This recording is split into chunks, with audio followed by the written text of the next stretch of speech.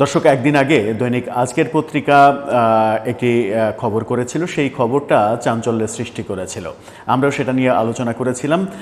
খবরের মূল যে মোদ্দা কথা সেটা হচ্ছে যে এনসিপি এবং গণ অধিকার পরিষদ তারা দুই দল একত্রিত হচ্ছে, অর্থাৎ পৃথক অস্তিত্ব থাকছে না, নিজেদের আলাদা আলাদা অস্তিত্ব বিলুপ্ত করে একটা দলে পরিণত হচ্ছে এবং সেখানে আরও অন্তত 2-3টা দল যোগ হচ্ছে। সেই দলগুলোও বিলুপ্ত হয়ে একটা দলে রূপান্তরিত হচ্ছে।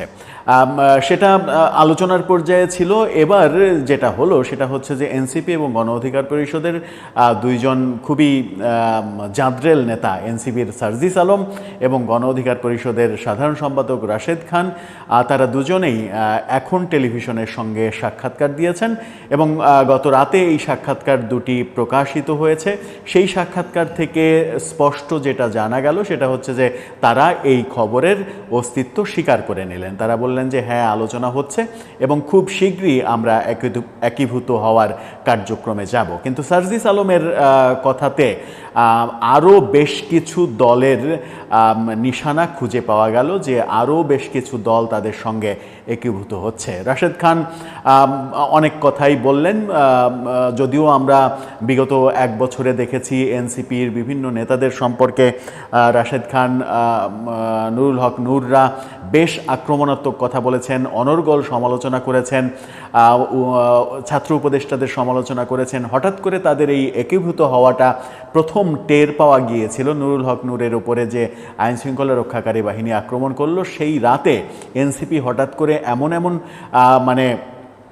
কথা এবং এমন কর্মসূচি নিল যেন মনে হলো যে তাদের দলেরই নেতাকে এই ধরনের অপদস্থ করা হয়েছে। তখন থেকেই চিন্তাটা ছড়িয়ে পড়তে শুরু করে যে এদের মধ্যে হঠাৎ করে এত ভালো সম্পর্ক তৈরি হলো কেন, এবং সেই ভালো সম্পর্কের পেছনে যে তাদের দুই দলের এক হয়ে যাওয়া, এক দলে পরিণত হওয়া, সেই ক্ষেত্রে দলের নাম কি হবে, দুই দল মিলে নতুন কোনো নামের আবিষ্কার করবে নাকি অন্য কিছু হবে, আরও যে 4-5টা দল এদের সঙ্গে যুক্ত হচ্ছে তারা কোন শর্তে যুক্ত হবে, সেই ব্যাপারগুলো বুঝে ওঠার চেষ্টা করব।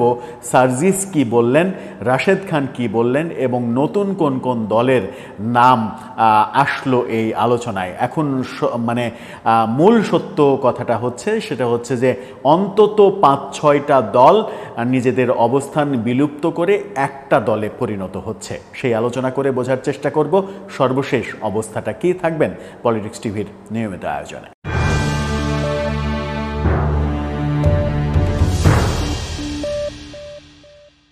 দর্শক, বলছিলাম এনসিপি গণ অধিকার পরিষদের যে এক হওয়ার কথা, যে খবরটা প্রকাশিত হয়েছিল সেইটা নিয়ে সার্জিস আলম এবং রাশেদ খান এখন টেলিভিশনের মুখোমুখি হয়ে অনেক অজানা কথা বলে দিলেন। সেখানে উঠে আসলো যে দলের নাম কি হবে। সেই ক্ষেত্রে এনসিপি চাইবে তাদের নামটাই থাকুক, এনসিপি নামটাই থাকুক, গণ অধিকার পরিষদ চাইছে তাদের নামটা থাকুক। আবার তাদের মধ্যে এই চিন্তাও রয়েছে যে দুই দল এক হয়ে কোনো নতুন নাম তৈরি করা যায় কিনা।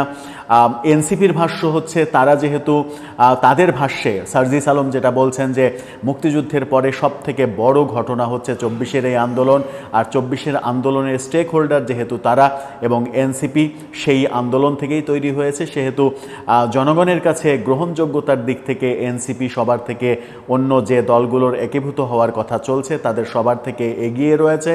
সেই কারণে তারা চাইছে যে নামটা যেন এনসিপি থাকুক।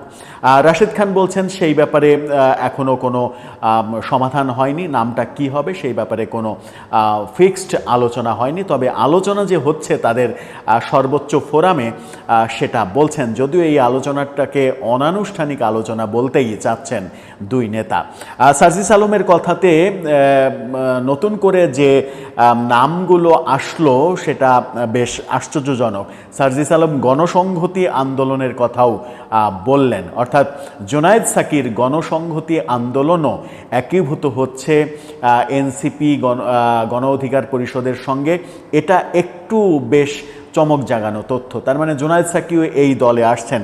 আরও বলেছেন আপ বাংলাদেশ যদিও রাজনৈতিক দল না, একটা প্ল্যাটফর্ম, সেটাও একীভূত হবে। এবি পার্টি, তাদের সঙ্গে আলোচনা চলছে, তারাও একীভূত হবে।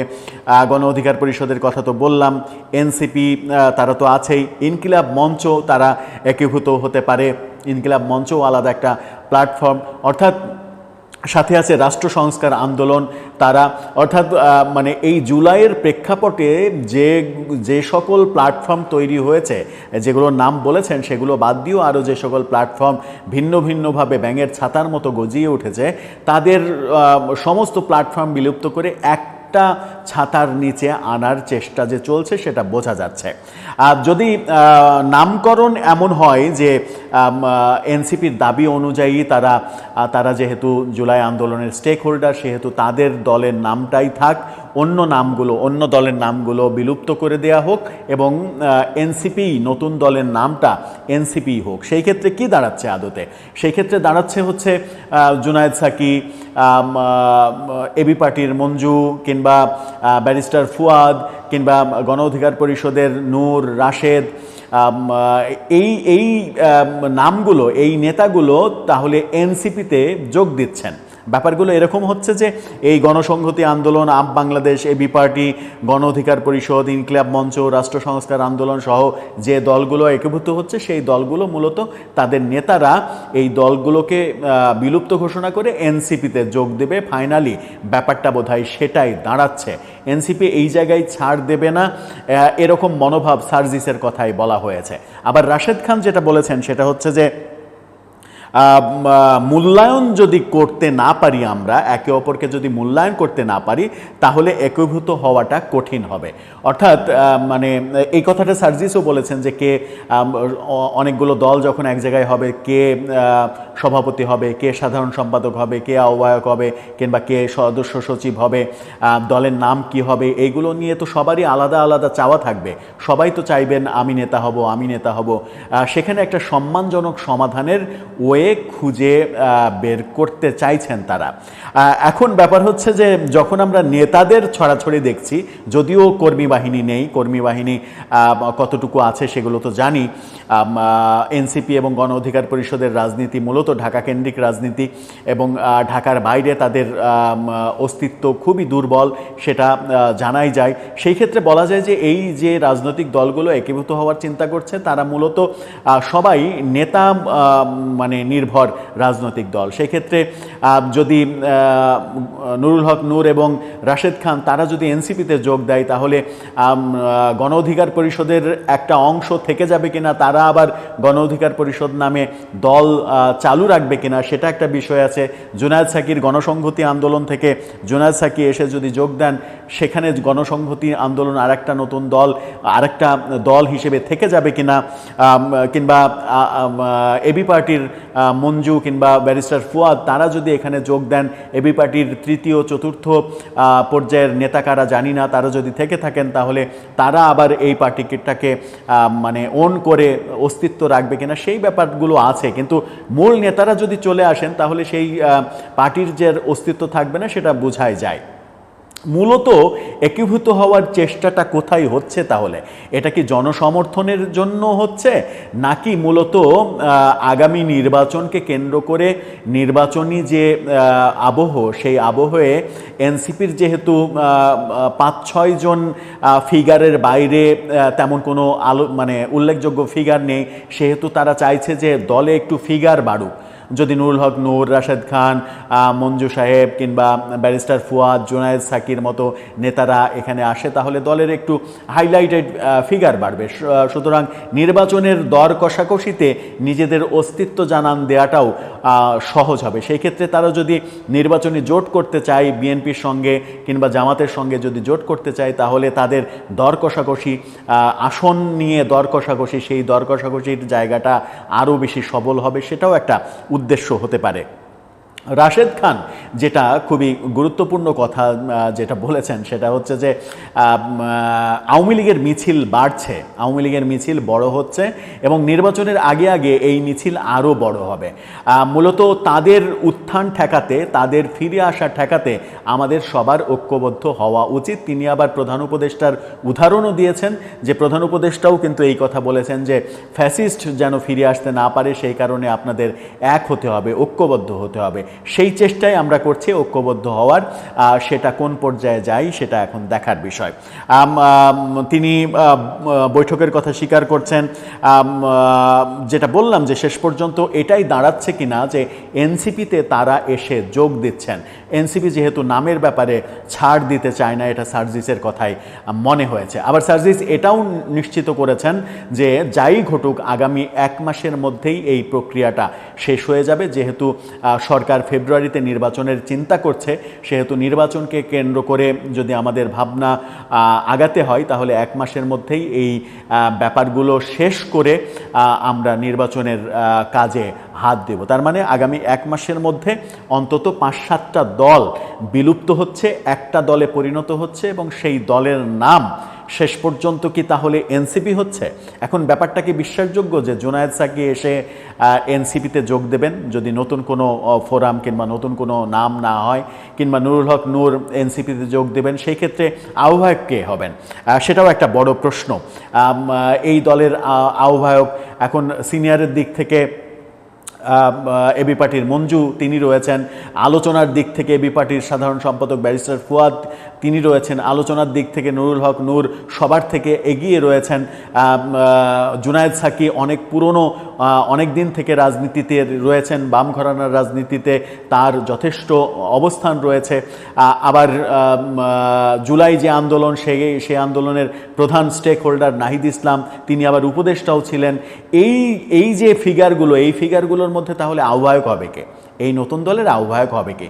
সেখানে কি কোনো সমঝোতার মানে প্রশ্ন আসবে কিনা, কিংবা কোনো সমঝোতা হবে? এমন কি হবে যে নাহিদ ইসলাম তার আহ্বায়কের পদ ছেড়ে দেবেন বৃহত্তর স্বার্থে? সেরকম ঘটনা ঘটবে? কিংবা নুরুল হক নূরকে যদি আহ্বায়ক না করা হয় তিনি কি গণ অধিকার পরিষদ বিলুপ্ত করে এনসিপিতে চলে আসবেন? এই প্রশ্নগুলো সামনে আসবে এবং এই প্রশ্নগুলোর সমাধান কিভাবে হয় সেটাই দেখার বিষয়। মূলত যেটা হচ্ছে সেটা হচ্ছে যে আগামী নির্বাচনের রাজনীতির কথা চিন্তা করে ডাকসুতে গণ অধিকার পরিষদ এবং বাগসাসের ভরাডুবির প্রেক্ষাপট বিবেচনা করে তারা ভাবছে যে তাদের রাজনৈতিক অবস্থান বাংলাদেশে আদতে তৈরি হয়নি।